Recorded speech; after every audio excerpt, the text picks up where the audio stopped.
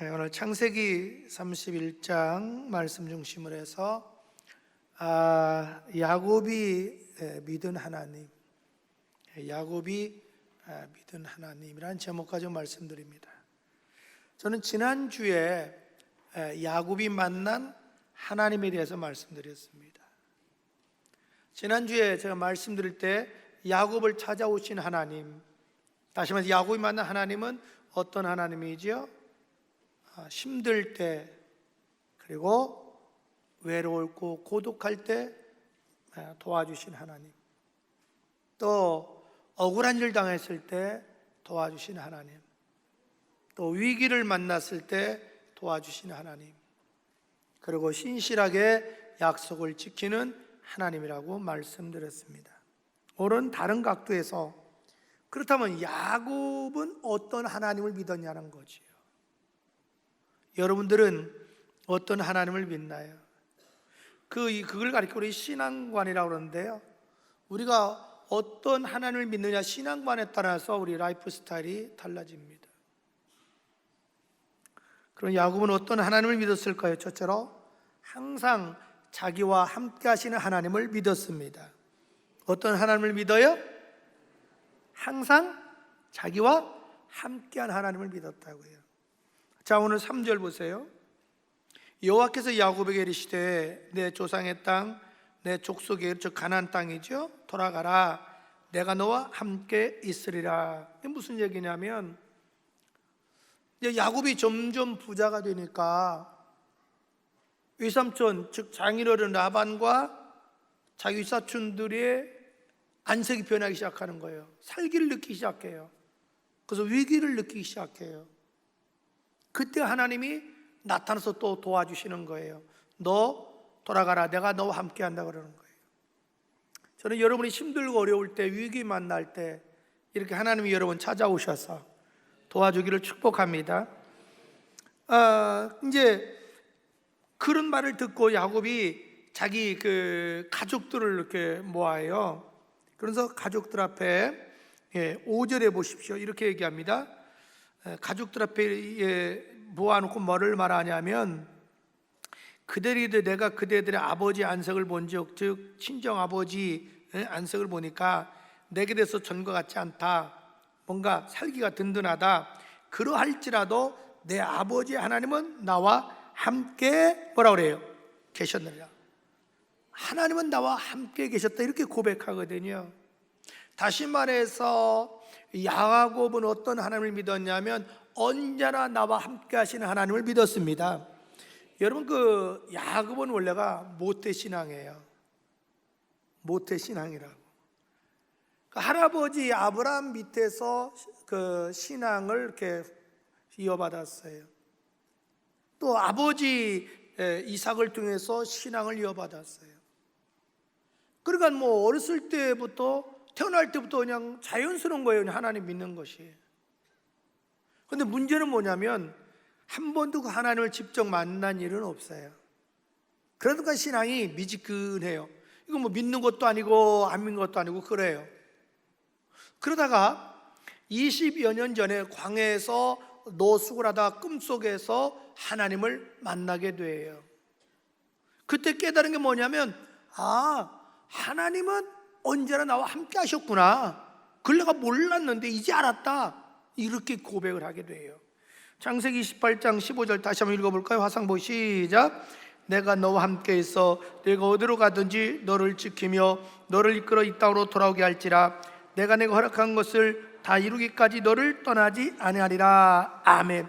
그러니까 하나님이 나타나셔서 내가 너와 함께하고 널 지켜주고 내가 너에게 약속한 걸 이루기까지는 떠나지 않겠다, 이렇게 해주신가. 그제서야 하나님이 나와 함께 하셨었구나, 이렇게 고백을 하는 거예요. 그렇다면 여러분에게 묻고 싶어요. 여러분, 하나님이 어떤 사람과 함께 할까요? 아마 대부분 사람들은 하나님은 믿음이 좋은 사람과 함께 할 거예요, 이렇게 대답할 거예요. 그러나 사실은 그렇지 않아요. 하나님은 우리가 예수 그리스도를 구세주로 믿어서 거듭나는 순간부터 천국 갈 때까지 함께하여 주십니다. 여러분, 사실 야곱이 처음에 하나님을 만나서 하나님이 나와 함께하였다고 했을 때에 그의 신앙은 아직 미숙한 신앙이었어요. 윤리도덕적으로도 자기 아버지를 속이고 형을 속이는 부도덕한 사람이었어요. 그래서 본인은 그렇게 인간의 양심으로 그렇게 생각한 거예요. 나같이 부도덕한 사람이 무슨 하나님이 나와 함께 하겠나, 이런 생각하고 있는 차에 하나님이 나타나서 만나주시니까 충격을 받은 거예요. 이게 아니었구나. 하나님은 언제나 나와 함께 하시는구나. 할렐루야. 그렇기 때문에 오늘 가족들 앞에 고백한 거예요. 하나님은 언제나 나와 함께 하셨다. 여러분, 요셉을 보십시오. 요셉이 형들의 미움을 받아서 애굽의 보디발 장군의 노예로 팔려갔잖아요. 비천한 상황이에요. 그 중에서도 하나님은 그와 함께 하셨잖아요. 그 억울하게 누명을 써서 옥에 갇히잖아요. 하나님은 옥에 갇힌 그것도 함께 하시는 거예요. 그래서 그를 지켜주시고 보호해주고 도와주셔서 애굽의 2인자 총리까지 만들어 주셔요. 여러분, 중요한 게 있어요. 우리가 믿는 하나님은 언제나 우리와 함께하여 주십니다. 그렇다면 왜 하나님이 우리와 함께 해줄까요? 왜 하나님이 우리와 함께 해줄까요? 그것은 몇 가지 이유 때문에 그래요. 먼저는 우리들을 도와주기 위해서 함께해 주시는 거예요. 도와주기 위해서. 그리고 우리를 변화시켜서 믿음의 사람으로 만들기 위해서, 또 우리를 축복의 사람으로 만들어주기 위해서, 궁극적으로는 우리를 사용하기 위해서 함께하여 주시는 거예요. 그렇기 때문에 이사야 41장 10절 두려워하지 말라, 내가 너와 함께함이라. 놀라지 말라, 나는 네 하나님이 됨이라. 내가 너를 굳세게 하리라. 참으로 너를 도와주리라. 참으로 나의 의로운 오른손 너를 붙들어 주리라. 이 말은 내가 너를 함께해서 너를 내가 사용하겠다, 이 말이죠. 저는 여러분들이 다 주님 앞에 귀하게 쓰임받기를 축복합니다. 우리 예수님이 그러잖아요. 마태복음 28장 20절 볼지어다 세상 끝날까지 내가 너희와 항상 뭐예요? 믿으면 아멘. 둘째로, 야곱이 믿은 하나님은 어떤 하나님이었을까요? 야곱은 어떤 하나님을 믿었을까요? 자기를 지켜주시는 하나님을 믿었습니다. 어떤 하나님을 믿어요? 나를 지켜주시는 하나님. 여러분, 대통령이 되면 그 가족들 경호해 주잖아요. 근데 중요한 게 있어요. 여러분이 예수 믿고 거듭난 순간부터 하나님은 여러분 각자 천사를 보내서 여러분 경호해 주시고, 하나님이 직접 우리와 함께 하시면서 보호해 주시고 지켜 주십니다. 자, 7절 보세요. 야곱이 부인들에게 하는 얘기예요. 그대들의 아버지가, 친정아버지가 나를 속여서 내 품살을 10번이나 떼어먹었다. 그러나 하나님이 그를 막으사 나를 해치지 못하게 하셨다. 야곱은 어떤 신앙 가졌냐면, 하나님이 아무도 나를 해치지 않도록 보호해 주시고 지켜주시는 분이시다. 저는 여러분 이런 하나님을 믿으시길 바랍니다. 여러분, 이제 야곱이 이제 가족들을 다 모아놓고 전후 사정 얘기를 하니까, 그러면 당신 말에 순종하겠다고. 그래서 자기 외삼촌인 겸 장인 어른 모르게 가족들과 모든 짐승을 데리고 고향으로 돌아가요. 왜? 틀림없이 이 얘기하면 가지 못하게 하고 해코지 할 거니까. 그래서 도망가듯이 가는데 사흘 후에 야곱이 고향으로 가고 있다는 것을 라반이 알게 돼요. 외삼촌 장인이. 아니나 다를까 자기 아들들하고 친척들 추격대를 해가지고 야곱을 잡아오겠다고 추격해 오는 거예요. 내일임을 만나게 돼요. 그날 밤에 꿈에 하나님이 나타나 이렇게 얘기합니다. 자, 24절 보세요. 24절 다 같이 시작. 밤에 하나님이 아람 사람 라반에게 현몽하여 이르되 너는 삼가 야곱에게 선악간에 말하지 말라. 너 선악간에 건들지 마. 건들면 너는 그걸로 끝장나는 거야. 경고해 주는 거예요. 난 여러분에게 이런 은총이 깃들기를 축복합니다. 그리고 다음날 드디어 만났어요. 그래, 야곱이 얼마나 두려웠겠어요?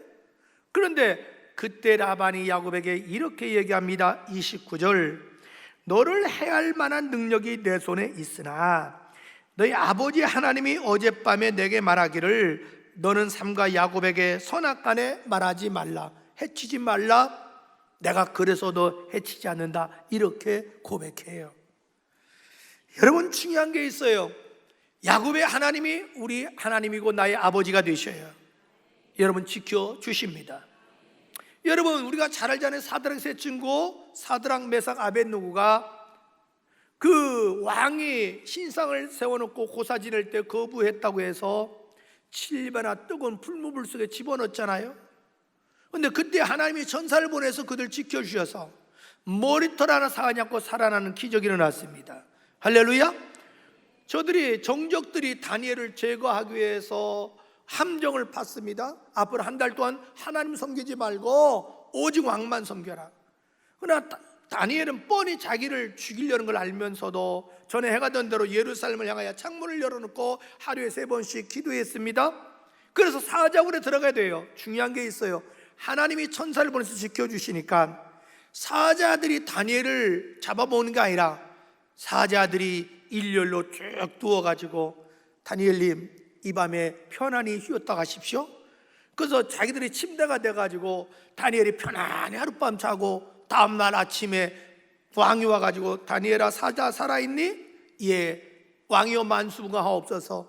내가 하나님께 왕 앞에 잘못이었기 때문에 하나님이 천사를 보내 날 지켜주셨습니다. 그래서 살아나고 정적들이 제거되는 역사가 일어났습니다. 여러분, 중요한 게 있어요. 하나님은 우리와 함께 하시고 지켜주십니다. 여러분, 지금 우리가 사는 이 시대에 안전지대는 없습니다. 언제 어디서 어떤 일이 일어날지 우리는 모르지만 분명한 사실은 하나 있습니다. 하나님의 사람들은 하나님이 지켜주십니다. 성경은 이렇게 말합니다. 다 화상 보기 읽을까요? 시편 121편 5, 6절 시작. 내 그늘이 되시나니 낮에 해가 너를 상하지 하지 아니하며 밤의 달도 너를 해치지 아니하리라. 아멘. 하나님은 너를 지켜주시는 자다. 밤이나 낮이나 지켜주신다. 이렇게 고백합니다. 여러분, 세계 2차 대전 때 미국이 B-29 폭격기를 가지고 일본의 고쿠라시를 폭격하기 위해서 출격했습니다. 근데 고쿠라시 근처 와서 보니까 너무나 구름이 많이 껴서 목표물을 찾지를 못했어요. 그래서 그냥 회항을 해서 돌아갔습니다. 근데 다음날 아주 간담이 서늘한 정보보고가 들어오는데 며칠 전에 일본군이 그걸 예측을 하고 거기에 미군 포로들을 다 고쿠라시로 이동시켰다는 겁니다. 만약에 구름이 끼지 않아서 그냥 폭격했으면 자기 아군을 다 죽이는 결과가 옵니다. 그런데 하나님이 그걸 구름으로 막으셔서 그들을 살려주는 역사가 일어납니다. 어떤 방법을 통해도 하나님은 자기 백성을 지켜주십니다. 그러면 여러분, 두려워하지 말기를 축복합니다. 시편 23편 4절 우리가 잘 알죠? 내가 사망의 음침한 골짜기를 다닐지라도 해를 두려워하지 않을 것은 주께서 나와 함께 하심이라. 주의 지팡이가 막대가 나를 안위한다는 게 뭐예요? 지켜주신다. 할렐루야. 셋째로, 야곱이 어떤 하나님을 믿었을까요?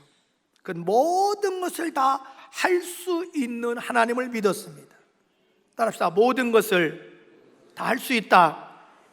그 하나님을 믿었어요. 쉽게 말하면 전지전능한 하나님을 믿었습니다. 자, 8절 봅시다. 그가 이르기를 점 있는 것이 내 싹이 되리라 하면, 하나님이 하는 얘기예요. 야곱에게. 그가 이르기를 점 있는 것이 내게 싹이 되리라면 온 양떼가 나은 것이 점 있는 것이요 또 얼룩무늬가 있는 것이 내 싹이 되리라면 온 양떼가 나은 것이 얼룩무늬가 있는 것이니 하나님이 이같이 그대들의 아버지의 가축을 빼앗아 내게 주셨느니라. 아멘. 이런 얘기 우리가 여러분 과학적으로 상식으로 생각해 봅시다. 흰 양에서 얼룩무늬 있는 양 날 수 있는 확률이 얼마나 될까요? 검은 염소에서 얼룩무늬 있는 염소를 새끼를 낳을 확률이 얼마나 될까요? 거의 불가능하겠죠. 그런데 야곱이 자기 장인 겸 외삼촌한테 20년 동안 머슴살이 하면서 10번이나 싹을 떼어 먹어서 빈털털이에요. 너무 억울하잖아요.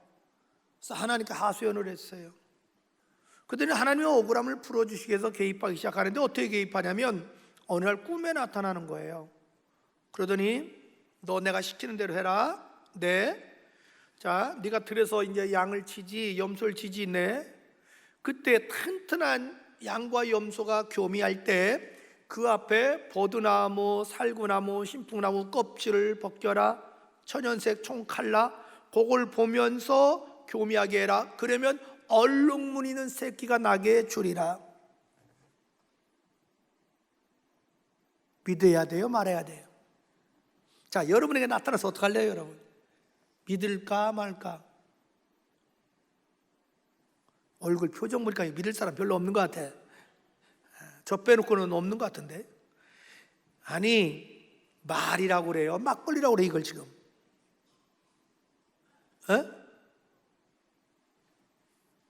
기가 막히잖아요, 이게. 아니, 상식적인 얘기를 해야지. 아니, 아예 그 세계를 모르면 야곱이 덥석 믿을 수가 있어요. 아니, 20년 동안 양을 친 사람한테, 염소를 친 사람한테 이런 얘기를 하니 기가 막히지 않아요? 근데 중요한 게 있어요. 자기에게 말씀하신 분이 누구냐가 중요해요. 야곱에게 그렇게 말씀하신 분이 누구죠? 하나님이에요. 야곱은 우리 하나님은 전지전능하시다, 불가능을 가능케 하시 안 되게 할 수 있다, 이런 믿음이 있었기 때문에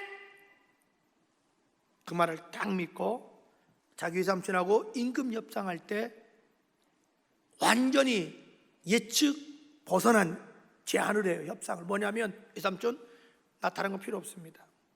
앞으로 새끼 중에서 얼룩무늬 있는 새끼만 내 몫으로 주세요. 아, 외삼촌이 보니까 아니, 어떻게 저런 생각을 했지?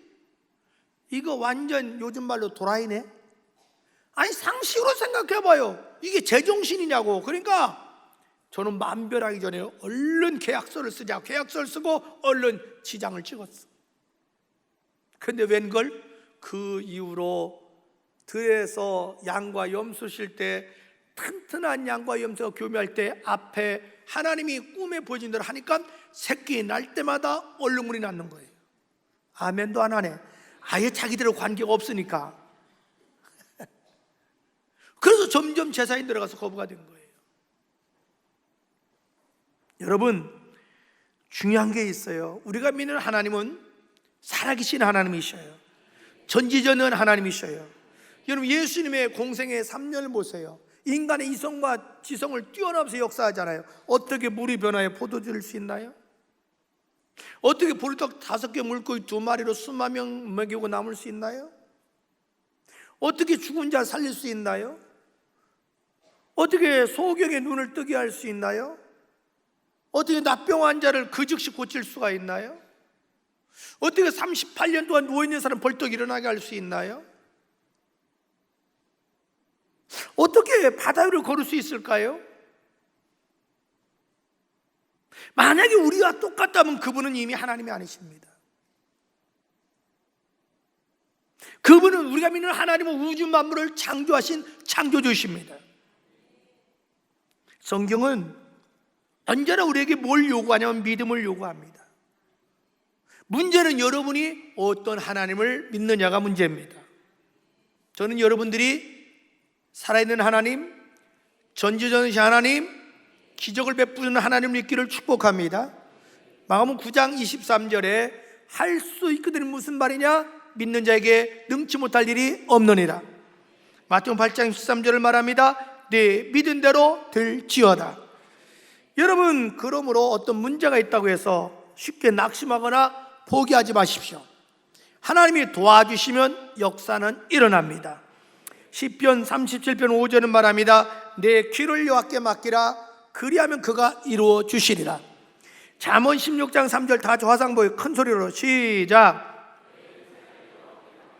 그리하면 내가 경외하는 것이 이루리라. 아멘. 우리 사랑하는 팀들 가지고 여러분, 저는 여러분의 야곱처럼 언제나 나와 함께 하시는 하나님, 나를 지켜줘 보호해 주시는 하나님, 불가능을 가능케 하시고 안 되기를 되게 하시고 나에게 기적을 베푸는 그 하나님을 믿기를 주의 이름으로 축복합니다.